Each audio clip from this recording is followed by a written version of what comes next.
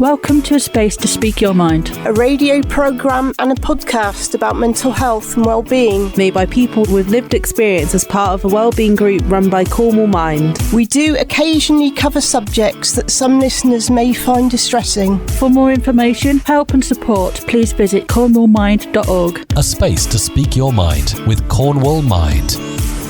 This is Richard and welcome to the April show. This month, Karen will be talking to John from Lighten, a red light therapy centre in Newquay. With Purple Day having just taken place, I'll be finding out about the annual Awareness Day for Epilepsy, where I caught up with Elina Patel, who's a film and television student at the London Screen Academy and was diagnosed with epilepsy at the age of 8. And we hear again from Sarah, who shared her story around ADHD last month and is back to tell us about her experience of anxiety and depression. That's all on the show today. A Space to Speak Your Mind.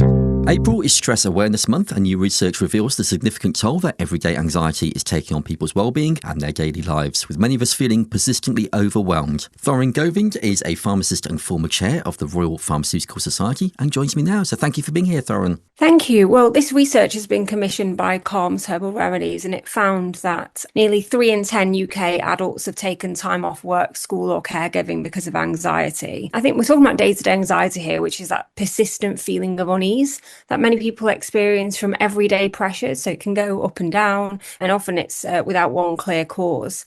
And as I often tell people, feeling anxious from time to time is normal, but it's when it starts to affect your sleep or your focus or your confidence that it becomes a real issue. So how is it affecting our daily lives? You mentioned there about sleep. I imagine for many people, things just seem so hectic at the moment. There's a lot going on. So what's the kind of things people are telling you? Well, this research has found that younger adults, so those aged 18 to 24, are reporting higher levels of sort of overthinking, sleep disturbances, their motivations and self-esteem being impacted than other age groups. Women and younger adults appear to be most affected. So this research found that almost 1 in 4 women feel anxious at least once a day, compared with 1 in 6 men. I don't think there's a single reason for this. There's everyday pressures like work, studies. There's a lot going on, and also different stages of life. There's different types of pressure as well. Younger adults are often navigating those key transitions in education and employment. I think I remember when I moved from going from university to the working world, it was a bit of a shock to the system, to be honest. It's a change in all your routines and what you know. So I do think we don't always probably recognise that this is what young people in particular go through.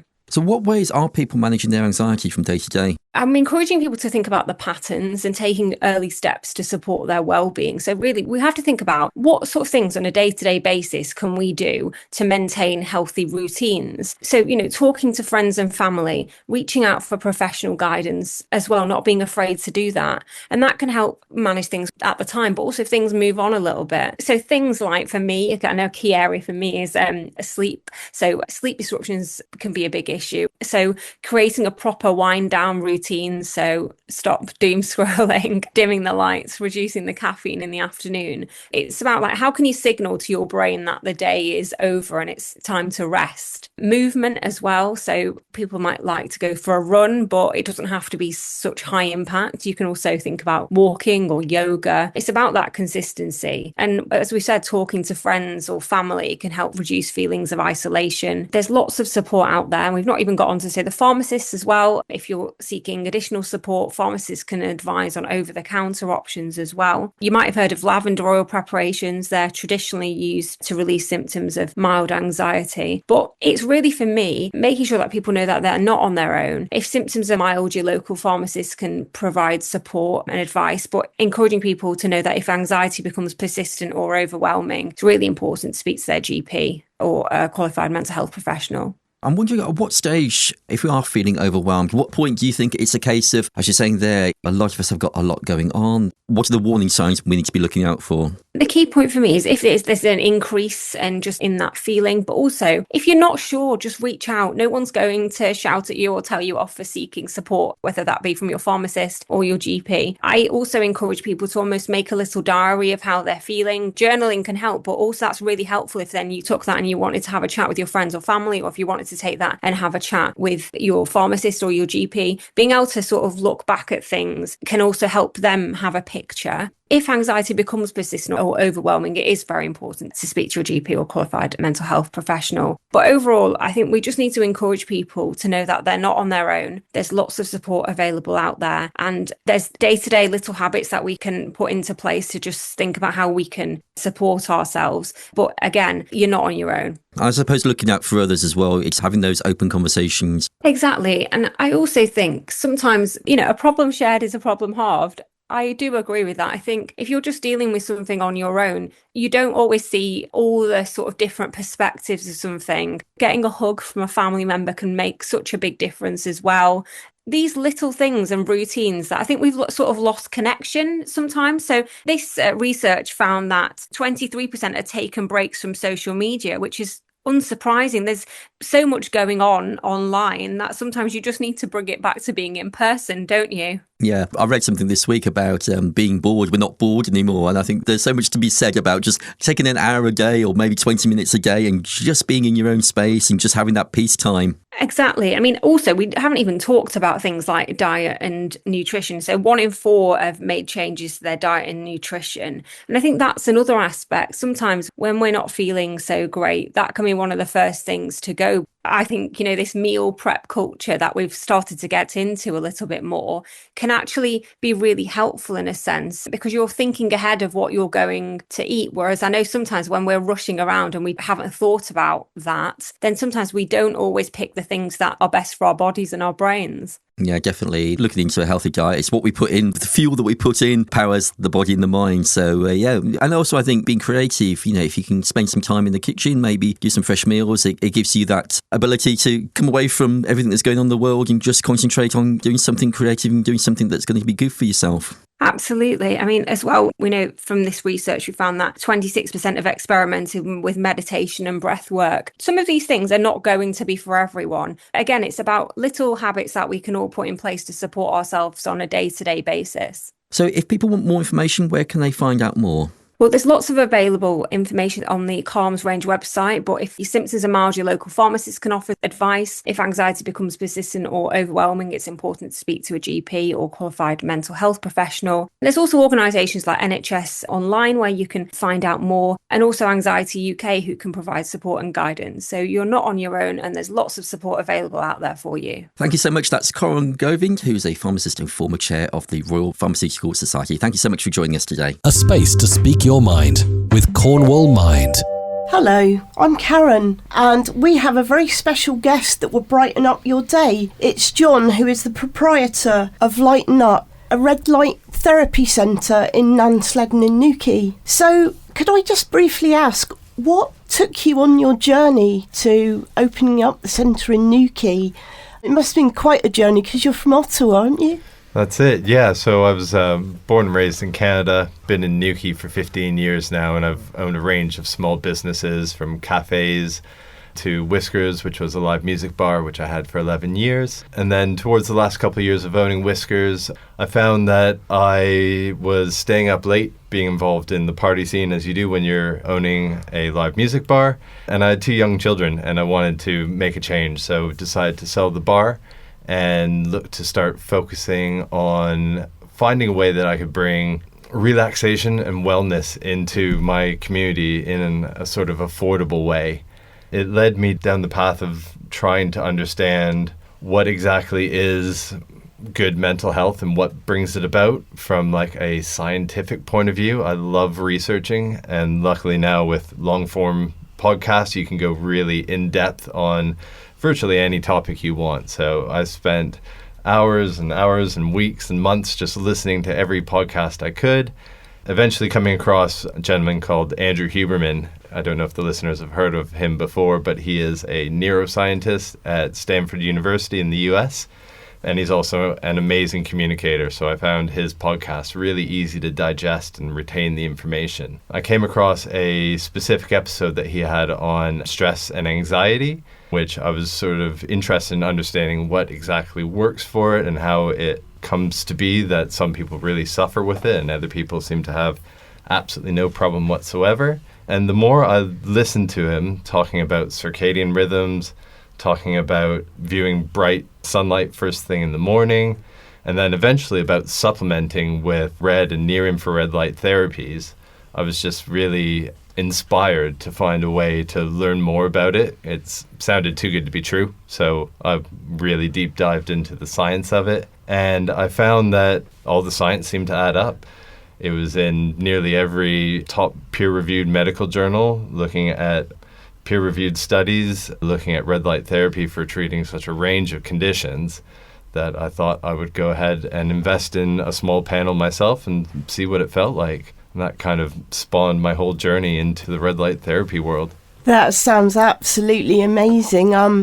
It's awful how they often refer to things like that as alternative therapies when actually they're more natural with less side effects than, modern medicine, some of it at least. Most definitely. It's a tricky one. We're now working with NHS social prescribers, and I was asking them specifically, I'm getting really good results with these certain conditions. Why isn't the NHS using these as frontline treatment? And the truth is that there is a lot of variability with red light therapy. Certain panels will use certain frequencies of light. Some will vary. Some will include this one, but not that one. Some will have different durations. Some will use LEDs. Some will use lasers. And as the healthcare world goes, they like very specific treatments and very specific outcomes. And because it's such a broad treatment, it's only slowly being adopted. So right now we're seeing in the NHS how they're using red light therapy specifically for treating oral mucositis, which is sores that people get in their mouth during chemotherapy and radiation therapy. And it's really interesting to see as well how it is starting to be adopted. That's amazing. So what range of conditions have you had successful feedback on? So over the last year, we've done a range of case studies. So our case studies consist of finding a client who has a specific condition, offering them complementary treatment in exchange for them to fill in both journals and also scoring themselves out of 10, so self-reporting on how they feel both at the time of receiving the light therapy treatment and also on days in between receiving the light therapy treatment. So we've done case studies on ME, fibromyalgia, chemotherapy recovery, Parkinson's, anxiety and depression. And it's been really interesting to see that across the board, most conditions have responded similarly in that across the board, everyone who's participated has seen a boost in their mood ongoing, which is often noticed by their friends and family first. And they say, you're really in a good mood every day. What's going on? And also improved sleep and improved energy levels. And those things combined seem to have a very large effect on people's mental health. That's brilliant. So a real holistic treatment. Most definitely. So we've got another John joining us. Yeah, I was wondering if there was any side effects to this red light therapy. Yeah, so that's actually one of the most exciting aspects of red light therapy is that it has almost zero side effects. Now I say almost zero because there's a couple of conditions, primarily hyperthyroidism, where the thyroid's overfunctioning. One of the elements of red light therapy is that it helps the cells to produce more energy. And in the case of hyperthyroid, where the cells are overproducing already, that is one of the few contraindications. Another one is cancer, active cancers. There's very little studies associated with it, and in theory, the cancer cells could multiply more rapidly. This hasn't been seen in human studies, but in vitro studies, so we're cautious to not include any active cancer treatment. So how is red light treatment applied, John? So we've got 2 treatment rooms. What we do is we bring the client into the room. We introduce the light therapy device, which is a 6-foot tall light panel with 600 lights in it that emit multiple different frequencies. And all the client needs to do is touch the run button. So we introduce them to the light therapy. We tell them how it works. It's a 20-minute session. It feels like bright, warm sunshine on the body. And we also instruct them that the room is entirely private for themselves. Now, red light therapy works best by the skin absorbing the light, so the practice is done without clothes on. The room is entirely private, doors latched, client removes their clothes, taps the run button, and then they have 20 minutes to receive the light. That sounds good. I've actually been in the sauna myself. That's very good as well. That's another treatment, isn't it? Yeah, so we use a full spectrum infrared sauna as well as a separate treatment.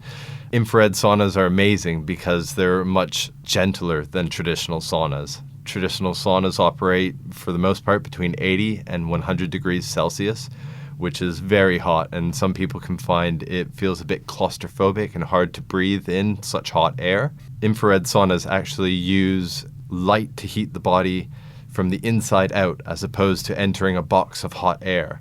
So what we find is that we can use much lower temperatures. Typically, as a practice, what we do is we preheat the sauna to 45 degrees Celsius, so not a huge amount over the body's natural temperature, and then we'll set it up to 55 degrees. So the client would have half an hour to slowly unwind in the warmth, which is always easy to breathe in the air. It's completely dry. And what people tend to find is somewhere between 10 to 15 minutes in, their shoulders drop, similar to basking in sunlight. It induces a sense of relaxation automatically. And there's something really nice about being able to take half an hour in a heat therapy treatment like an infrared sauna, as opposed to traditional sauna where maybe 5 or 10 minutes may feel overwhelming. So just to elaborate on the science, how does it actually work on a person's physical level? Yeah, for sure. So one of the other names for red light therapy is called photobiomodulation, which means changing your biology with light. So most people are familiar with the effects of walking into bright sunlight, and they squint as the sun's too bright, and then over about a minute or so, their pupils will shrink a little bit to allow in less light, and they'll find it's much more comfortable, and they're able to see more naturally. So similarly, what we found is when specific wavelengths of red and near-infrared light penetrate through the body, they cause physical changes within the body.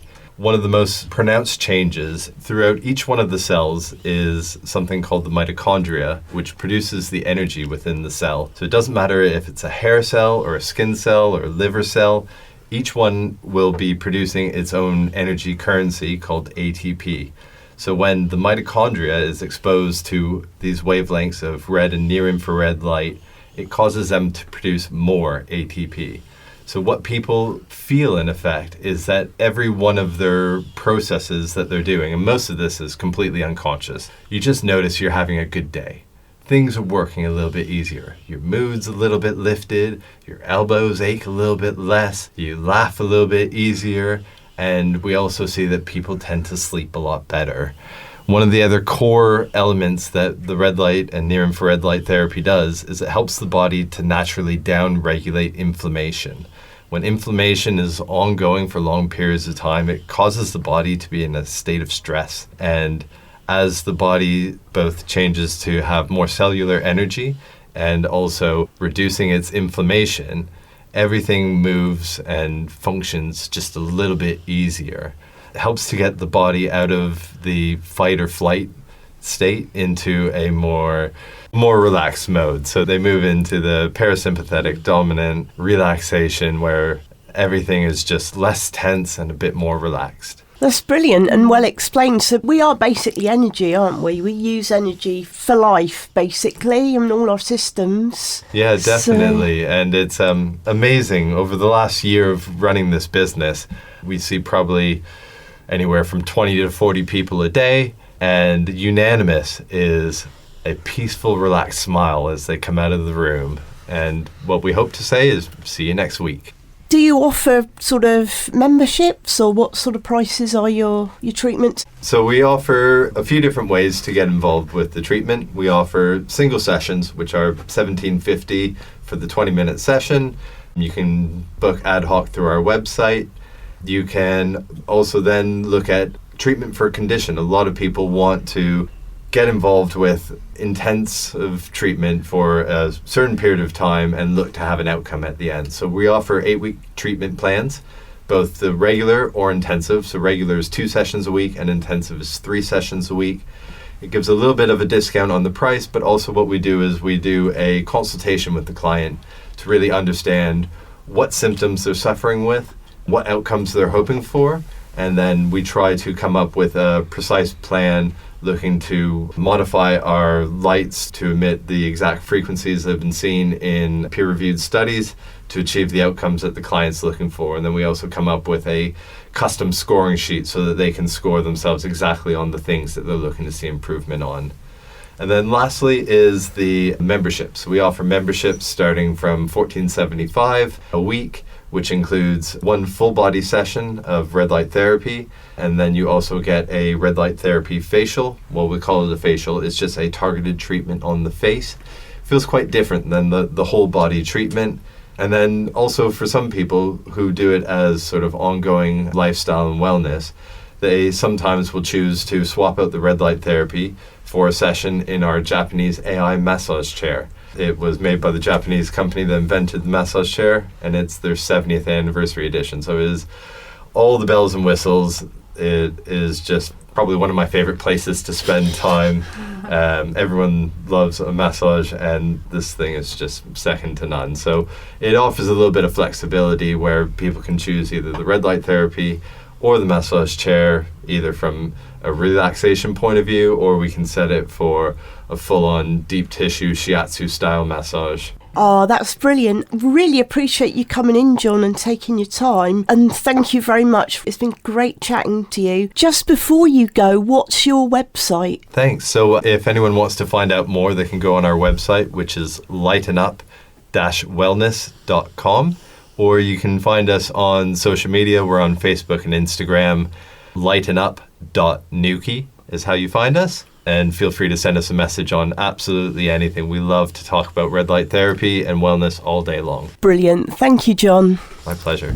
A space to speak your mind with Cornwall Mind. Purple Day, which aims to raise awareness of epilepsy, took place recently, and I caught up with Elina Patel, who's a film and television student at the London Screen Academy and was diagnosed with epilepsy at the age of 8. And I began by asking her about this year's message. This year's message is essentially just raising awareness and just spreading the love and share to everyone. And essentially, we just want to get the message out there that epilepsy is a really hard condition to live with and just raise awareness about it. Why do you think there's still little and limited awareness of epilepsy? I think epilepsy, it's not noticed enough because not many people know about it, hence why Purple Day is really important to lots of people who have it. But it's just not raised awareness enough in schools, in education, in workplaces, unlike diabetes and autism and ADHD. Those are like all raised awareness in schools, but epilepsy is just not raised awareness enough. So can you tell me a bit about your own experience around epilepsy? Yeah, so I had epilepsy since I was born. It went undiagnosed till the age of 8 as I was having continuous absent seizures. I would be getting them every single day, around 10 to 15 absent seizures, and that was all through early education. And that was a lot. So you can imagine from the age of probably 5 to being 8, you're learning maths and English. So I was getting the core stuff. After I turned 8, I got diagnosed with epilepsy because I'd had a massive tonic-clonic seizure. And then after being diagnosed, I got put on medication, and the medication had multiple side effects. So increased anxiety, loss of appetite, I lost a lot of weight, so many side effects that I just did not know that would hit me and just that we weren't aware of really. And so living with that condition just coming up to 10 years now, it's been hard. They've been very rough and dark times, but every single time I've bounced back from it. And I feel like every single time I've bounced back from it, I've learned that it's just the way how I re-navigate life. Yeah, it must be such a scary time being so young and having this added pressure. It must have been really, really difficult for your mental health and well-being at the time. Yeah, at the time I was in year 5, so when I got diagnosed, and be going immediately straight onto the medication, I was sleeping through lessons. And so all of my friends at primary school, they were like, why is she sleeping? But it was just the impact that the medication was having on me. And so after that, I realized that I started losing friends because they didn't want to see someone who was sleeping and dealing with all this type of stuff and going through a lot. So then I started losing friends over it. And that took a really big mental impact on me. And so that was really sad to see. And then I think I remember having one really big seizure one day in school in the playground. And I just remember loads of people, when I woke up from it, loads of people just come over and see, is she all right? Is she all right? Is she all right? And I just didn't know what was happening. I was very confused. And so for a very long time, I was very confused about the condition and I just did not know how to handle it. And that gave me more anxiety. And then that's what triggered more increased anxiety when I was going into secondary school, because I didn't know, when you make new friends, how they were going to react, how it was going to be, if I was going to make new friends, if they would understand, even if I was going to get friends. So that gave a lot of increased anxiety. And not a lot of people who don't have epilepsy actually understand that. I was going to ask, what would be the one thing that you've learnt now or wish that you knew at the time? I think I wish that I'd learned that the doctors had said something to us prior being on the medication, so they could warn my parents and warn the side effects, and then slowly weaned myself back into school. So for example, now I've had an increase in my medication. I'm comfortable to say to my teachers, look, can I come into school a little bit later? Because I know that prior to being on the medication at a young age, I knew that my body was very tired when going on the medication. So now I can say to my teachers, look, I'm going to come in a little bit later because my body is still adjusting to the treatment. So those are like the little learning curves that I've learned from it. Is there one thing that you'd like to say to people, or someone that's maybe the age you were or the age you are now, about how to deal with things, or what would your key message be? I'd say keep going, keep thriving, keep believing in yourself, and don't give up. Epilepsy, it's like you've got a superpower, and I didn't realise that till later in my life. Now, in my final year, I'm actually advocating a film. Well, I'm creating a film and I'm directing a film and advocating it towards epilepsy. So I've taken something so hard and something so personal to me, and I'm now turning it into something that can raise awareness for and advocate towards other people who have epilepsy. I'm taking something that I have a really good passion for and turning it into something really cool. It took me a long time to get there. And that's like a superhero. You know, when they first get their powers, they don't know how to use it. You know, they're a bit confused about it, but then over time when they're using their powers, they get used to it and they embrace it. And that's kind of what I did. Over time, I got used to having it, and then I started to embrace it. It just took time, and that's the whole point of it. So instead of going against it, I've now embraced it as a superpower, and I use it in everything now. And now I'm a really big advocate for people who have epilepsy, and I just love raising awareness for it. Yeah, that's amazing to have something that you're able to then turn around and use it in a positive way and help others. So it's amazing that you're doing this film. Do you want to tell us about it when it comes out? Yeah, of course. So it's called The Barrier. It's about 5 teenagers. One of the members, she has epilepsy, and sadly she passes away from it. And then in our second act, we focus on the grief of the teenagers and the hardships of living with epilepsy. The film comes out on the 2nd of July at 7 p.m. and the tickets go on sale, if I'm right, on the 5th of May, just locally in the London area, but everyone is free and welcome to come. But yeah, and if you follow us on Instagram, you'll see that we're doing a lot of promotional work up there, and you can follow our film on there. I mean, it will be up on YouTube, it will be up on all social media platforms. So you can look at it on YouTube, Vimeo will be up, and it will also be up on Vimeo. All short form content of the film will be up on TikTok, Instagram. I feel like having epilepsy has been a real change in my life, but I feel like it was a positive change, even though it took time. And I'm realizing that now. And I felt like that was a blessing in disguise, even though I've been through so many hurdles and obstacles. Now that I'm embracing it and now I get the opportunity to raise awareness about it, I've been given so many nice opportunities to even come on here today and just say a little bit about it and raise awareness on Purple Day. I feel like that has been such a blessing in disguise. And for me, that is part of my personality. I love to help people. So I felt like maybe it was a little blessing in disguise. And I felt like having epilepsy, instead of going against it, embrace it. Amazing. Well, good luck with the film. I'm sure it's going to be fantastic, and good luck with everything in the future. So that's Elina Patel joining us today talking about Purple Day and epilepsy. Thank you so much. A space to speak your mind. Hi, I'm Sarah. I've spoken before about my ADHD and autism, and I just wanted to talk a bit more about my experience of anxiety and depression in my life. So ever since I remember, I've been labelled shy. I remember I used to be quite bouncy and bubbly and chatty and really energetic, which is a part of my ADHD, which I spoke about before. And I suppressed my energetic side. I see it as I was quite full of life, really excited about life. And as I was growing up at a young age, I heard a lot of people say to me that I was too much. So I suppressed myself, and the energy that I was expressing externally then got expressed internally. It meant to my mind and my thoughts, which caused a lot of anxiety and depression in my life. So I was labelled shy most of my young early years and teenage years. Not so much as I've got older, but I've always had the label shy. And the label shy to me at a young age, I thought there was something wrong with me, because people would be like, oh, you're shy, oh, come on, you can talk, or don't be shy, like it was a negative thing. So I had this label attached to me, and it became me. I embodied it 100%, and I didn't know what it was meaning, but I knew the energy wasn't good to be shy. So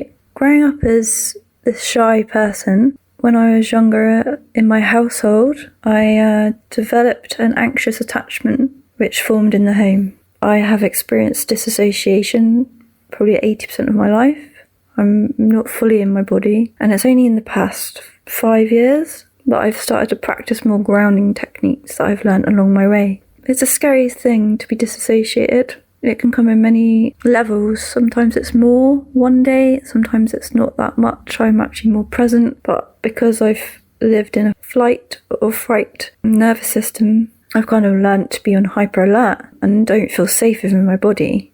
So when I do start becoming more present, I feel really anxious and I feel very unsettled because I'm not used to being in the present moment fully. As I grew up, I was bullied in school quite a bit because I was quiet. The main reason why I was quiet was because I thought I was too much for people and I needed to be good. The message was, you be good. You're seen and not heard. You're in my way. You're too much. You need to be quiet. You can't express, you got to be quiet. So I became quiet. And because I was quiet in school, I was bullied and I was an easy target. And I'd put up with all the bullying and I'd consume it every day. Most of it was verbal. I'd be picked on for my fringe not being cut straight, for not wearing a skirt that was, short like the rest of the girls. Girls were all sniggering behind my back across the table, pointing at me, laughing. So I learnt to go into full analysation mode. What's wrong with me? Why don't people like me? Am I doing things wrong? Am I doing things right? I felt I needed to be good at all times and people please so much because I wouldn't be accepted. That's what I believe. There's something wrong with me. And I really, really feared getting into trouble. I was so scared of being told off. So it was extremely important in my mind that I'd be this perfect, good person. So I was in a lot of stress in my body pretty much most of my childhood. So school for me was hell. I had looping thoughts constantly about myself. I was self-critical. There's something wrong with me again. Maybe I'm not talking right. Maybe I don't look right. Yeah, I was just picking on my behaviour. I was self-doubting myself. Maybe not saying the right words. Anything. I was picking on everything I did. Maybe I didn't have the greatest smile. Maybe my laugh was stupid. I was comparing myself to a lot of other people as I was growing up in school. And I was analysing everything around me. I was not being picked for PE teams. That was the worst. I was watching people's reactions to me. So I'd have to stand up in front of the class and my mind would go blank. And people would laugh at me and point at me because I couldn't say what I needed to say, which made it worse, obviously. Going around the class reading chapters. I used to freeze. I wouldn't know how to express or even get a word out because I was so frightened. Mainly of judgment of what people would think about me. How I'd sound. If I'd say the words correctly. I'd feel physically sick most of the time. Knots in my stomach, heart racing, panicking, thoughts just looping. And I can't catch my breath. And again, scared of judgment. And my ADHD and autism made it harder to be in queue with social situations. At that point, I didn't know I had autism or ADHD. I was diagnosed at a later point in my life, at the age of 39. So I found everything really hard to understand what was happening and why I processed differently to others. My mind would drift off and I'd be told off for talking too much in class as well. I'm pretty sure I had a detention because I talked too much during the lesson. So this continued obviously throughout my secondary school. I went on to college and university, but I found the exams really hard because when you put under pressure and you're already stressed enough, you can't think. Well, I personally couldn't think of the answers. I couldn't write them out fast enough. I was afraid that I wasn't going to have much time, and I was just so scared of the whole process of exams. But the thing is that I realised that I love writing assignments because I get to research in my own time and create my own essay, which I love doing. It's all about being in the creative flow, and I absolutely loved it. And the deadlines worked a treat. Having ADHD, the deadlines gave me little dopamine hits, which created completed assignments and eventually a degree. But living in 2 cities during my university years and meeting new people, it was hell, to be honest. It was really, really hard. I missed home so much. I was homesick. Anxiety turned into depression and I didn't want to be there. Meeting new friends was really, really hard, and I actually turned to drinking alcohol to help me meet new people. It was to relax me because my mind wouldn't stop racing and my anxiety was high, and the alcohol helped relieve that. But obviously the next day you have hangovers and you feel like crap. So it was a vicious loop, to be honest. I did make a few friends, probably about another 3 or 4 friends that were pretty amazing throughout my university experience. But it was one of my worst times of my life when I went to uni. The past 5 years I've really chosen myself and my life is turning around. I got my degree and I moved back to Cornwall and settled and created a family of my own. I have 2 beautiful children now. Throughout new motherhood though, when I became a mum, I discovered new challenges and experiences, and unfortunately I experienced postnatal depression in both of my children. And I didn't have it straight away, it happened a few months later. That's the reason why I wasn't very aware of what was happening, because I didn't realise it can come on at a later point after your child's born. I then sought help because I needed that help to support me through being a new mum and experiencing postnatal depression. It was another hard time in my life, wanting to be with my kids and bond with them. And I did. I had all those lovely memories of bonding with them, but obviously I also felt quite low in myself and not confident. And the anxiety spiked at that point too. I was very nervous about going outside. I was afraid to leave my house at one point, and I experienced social anxiety. It was quite extreme. I needed someone to be with me when I left the house, to feel safe with the kids, and joining mum and toddler groups was hard. So I needed to have a support, a friend or a family member with me. But I overcome it in the end with support from family and friends and therapy, and I found myself.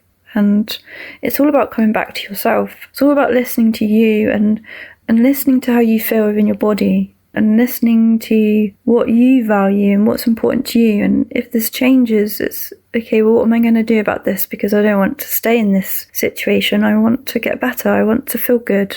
Having 2 children, it's a priority to me to be in a good mental health state and being with my children and loving them and being the best mum. So that was my motivation more than ever, just to get that support there. So yeah, I moved past that. And I started becoming more confident as my children grew. I became less anxious because I gained some techniques, and I became more confident with myself. And me and my family grew for a few more years. And I began the venture of being a single parent. And I feel now that I'm stronger. The more I love myself, the more I accept myself. I feel every day I'm getting stronger, I'm growing, I'm learning about myself, what's right for me and what's right for my kids. It's just important to tune into yourself each day. And now I'm in a relationship of almost 3 years with an amazing man. But I'm still learning about relationship triggers and how to regulate my own nervous system, because I haven't just got rid of my anxiety. I'm managing it now. My depression, I don't really have depression now. I experience anxiety still. It's mainly the thoughts racing through my mind, or I do experience anxious attachment, which is more related to my relationship. But it's still learning how to regulate myself. still learning about the ways that I was before and the ways that I am now, and seeing that change, this drastic change, it's growth. And my anxiety is lessening the more and more I listen to myself and sit with myself and I observe myself. Whereas before I used to suppress quite a lot of my emotions because they used to scare me, and a lot of people do, and that's totally fine. It's normal to not want to look at them because you're fearful. You don't know what you're going to find or how you're going to feel when you go and look at yourself and think, okay, where's this come from? A space to speak your mind with Cornwall Mind. So I just wanted to talk a little bit about my experiences of anxiety. So I said about racing thoughts. That's the main thing that I have experienced and I still do experience now. But there's other things like difficulty of concentrating because you're so in a heightened state, dysregulated, fight and flight mode, hypersensitive. The body is ready to literally run away or fight. So it can be also freezing too. It can go to extremes where you don't want to move because you're so afraid something's going to happen. That's your body responding to your past trauma, and it feels like it's happening, and it's really scary. It feels like it's happening now, but it isn't. It's from your past that your body remembers the experience, and then your thoughts are trying to figure out what's happening in the present, and it gets very overwhelming. You get things like tight chest, and like I said, I had stomach knots and rapid heartbeats, and you can't focus on things. Everything feels very dramatic and really heightened and massive, and just doing everyday tasks can feel quite overwhelming. So anxiety is, I've heard people say, it's when you're anxious, you're thinking about the future. You're worried about what's going to happen, if you're going to fail, if you're going to be rejected, if you're going to be in danger. It's the loss of something happening in the future. And then depression for me is just, I felt when I was in university, there was a constant sadness or emotional numbness where I didn't want to face what I was going through. And like I said, I'd go to the alcohol to help numb things because you don't want to face what you're going through. You just want to suppress it, get rid of it, move past it and be happy. But it's still there because it's persistent. You have it the next day. It's like a loss of interest in things that used to feel good. I used to go through that. I used to be like, I really like doing this and now I'm not doing it. And it doesn't bother me and I don't care anymore. And I'm like, well, whoa, what's happening? Because that used to be my drive. That used to be my passion. So that's something that I experienced. And I used to feel really tired all the time. I don't want to do anything. I just want to sleep all the time. I don't want to eat. I don't want to drink. I just want to literally lie there and do nothing. I had no energy. You could sleep all the time, or you might not sleep as much because you might have insomnia, thoughts racing, you can't switch off. And it can affect your appetite too. Because for me, if I'm really stressed or anxious or depressed, I don't eat anything. But sometimes, every now and then, I eat lots. So it just depends. It's really strange. But most of the time, I just don't eat anything. And depression is also feeling hopeless, disconnected from yourself, which is what I've felt before. Or stuck, like you're not going anywhere. You're just in the same loop over and over. And it's just like, oh my God, I just don't want to be here anymore. It's really scary thoughts. And feelings. And depression is often about the past and feeling weighed down in the present. It can be present focused too, something that you're stressed about that's happening in your life currently and you're feeling really heavy by it. So having them both together at the same time is horrendous, to be honest. I felt it was just unbearable at times. A lot of the time it felt like everyone else is doing their own thing and I'm just here stuck in the same loop. Life is just going past you. Everyone's doing their thing and you're just in this feeling of aloneness, and it's really, really not nice. I've noticed anxiety for me is about control as well, because if you're thinking about the future, what could go wrong, fear of failure, you automatically want to gain that control.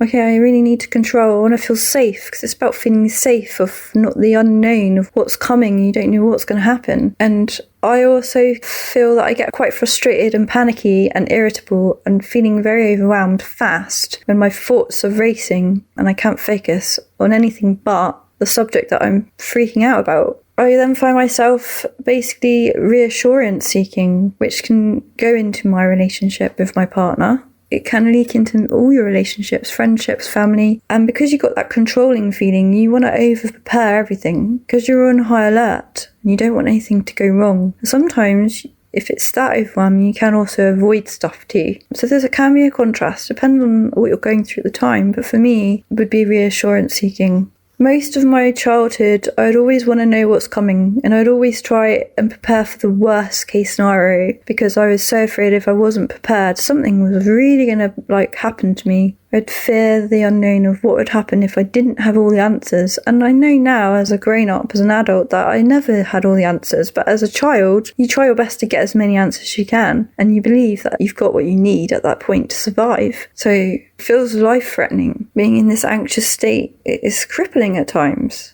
Anxiety and depression can sometimes, for me, feel heavier at night times because you're less distracted, and that means your thoughts can get louder. And obviously you're quite tired at night time, so you feel quite weak in your regulation. So now I just wanted to say what I've discovered for myself helps with anxiety and depression. Grounding techniques are one of the ones that I use quite a lot. So I don't know if any of you have heard the 5, 4, 3, 2, 1 sensory grounding. So you find 5 things that you can see, 4 things you can hear, 3 things that you can touch, 2 things you can taste, 1 thing that you can smell. But yeah, it's all sensory input, so that helps ground you into the moment. Another one is box breathing, which was really, really good that I learnt. So you inhale for 4 seconds, you hold for 4 seconds, you exhale for 4 seconds, and you hold for 4 seconds, and you go around like that. And you visualise, if you want to, a little box, corner to corner. Cold water on the wrists or the face, something that I haven't gone to as such, because you can't always do it when you're out and about, but even if you're in a restaurant and you've got a glass of water or something cold, just pop it on your wrist to get yourself grounded in where you are, because restaurants can be quite busy places and overwhelming, but cold water just brings you back into the moment. It's a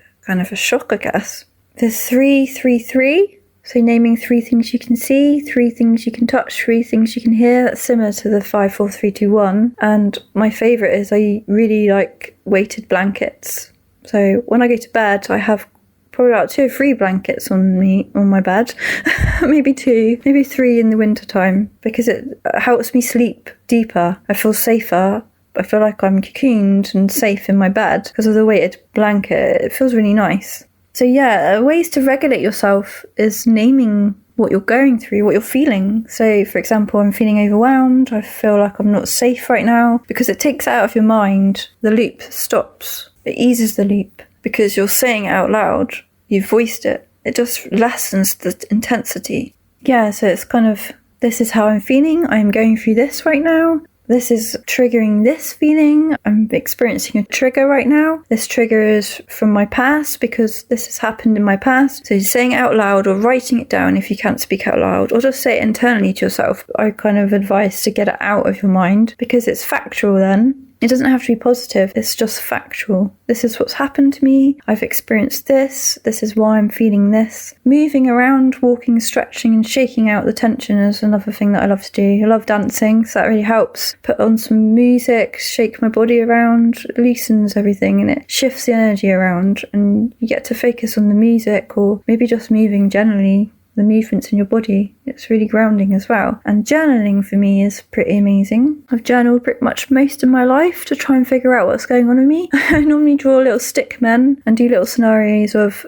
this is what I've gone through, what does this mean, why are these people in my life being like this? I try and look at it from their perspective, my perspective, and I come to a conclusion at the end. You can write things down, that's what's positive that's happened today, what's negative, what has helped me, what hasn't helped me, because that helps you see what you can avoid the next day or the next week or whenever, and what you can focus on to make your days even more positive for yourself. And feel good. Focus on the good things, but don't forget the bad things, because you're learning all the time. Highly recommend finding someone in your life to share experiences with, close friend, family member, counsellor, therapist. Sometimes it's good just to go and talk to someone that doesn't know you personally, and you get to choose what you share of them, and they talk to you in a way that changes the way you look at things, which changes your internalness, which helps you grow. So I highly recommend all of them. There's something as well that I wanted to share. Going through all of the anxiety and depression, my ADHD and my autism, all of them bring up their own challenges, and they bring up emotions that used to scare me. I just want to say that the more I got to know myself, the more I sit with myself, the more I understand the emotions are not to be feared. Like, for example, I used to be scared when I got angry, and it's quite common that, when people get angry, they're very fearful of their anger because it's scary. You get told as a child not to get angry, don't be angry, you can't be like that. For me, I thought anger wasn't a good thing. And you see lots of anger on programs and films, and it's scary to see. But anger is really helpful because I've learnt that all emotions have different messages. And anger that I've learned is a message that says that your boundaries have been overstepped. You've either overstepped your own boundaries, so you've gone against your own values and your own beliefs, which has angered yourself, or someone else has stepped over your boundaries. So anger is there to say your boundaries have been crossed. So yeah, each emotion has got its little message. And I learnt techniques like obviously shouting into a pillow, just shouting in a room away from others was a really good one, to actually let the energy out of your body, because if you suppress anger, it can turn into severe anger outbursts that you can't control. It can also turn into resentment and self-hate and criticism. It just leaks into your system. So learning ways of finding how to release your anger in a healthy way, shouting into a pillow like I said, or shouting it out into a room, or punching a pillow, or punching a punch bag in a safe confined space. There's ways to release these emotions, because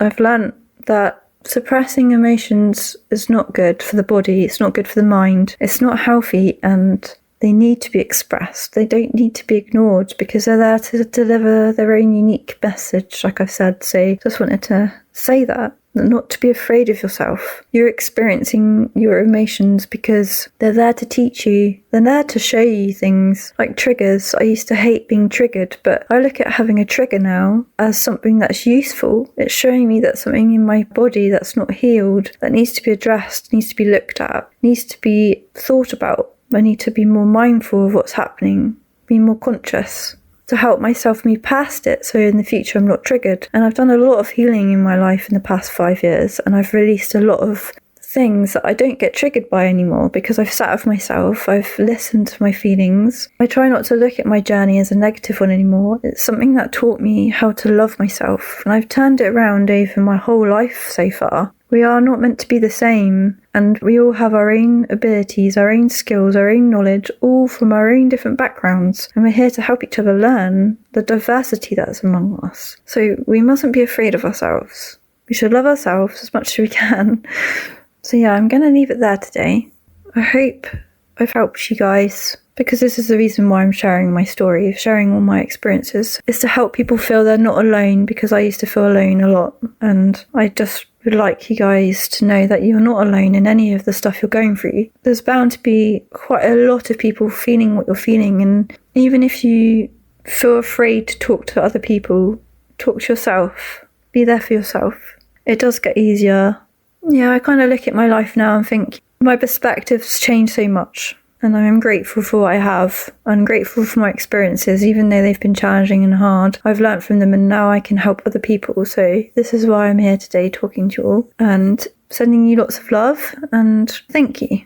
If you missed anything, you can download the podcast right now on Apple, Spotify and Amazon Podcasts. Don't forget to like and subscribe to hear a new episode when it comes out, or listen back to any of our previous programmes. For support and more information for better mental health, visit cornwallmind.org or call the Mind Helpline during office hours on 0300 123 3393. Or call the NHS Crisis Helpline on 111 and then press 2. This gives you another way to get urgent help if you're struggling with your mental health. And you can call Samaritans anytime for free on 116 123. If you'd like to be a part of the show, get in contact by email, aspacetospeakyourmind@gmail.com. And you can also find out more about the show if you follow Cornwall Mind on Facebook, Instagram, or on their website, cornwallmind.org. A space to speak your mind with Cornwall Mind.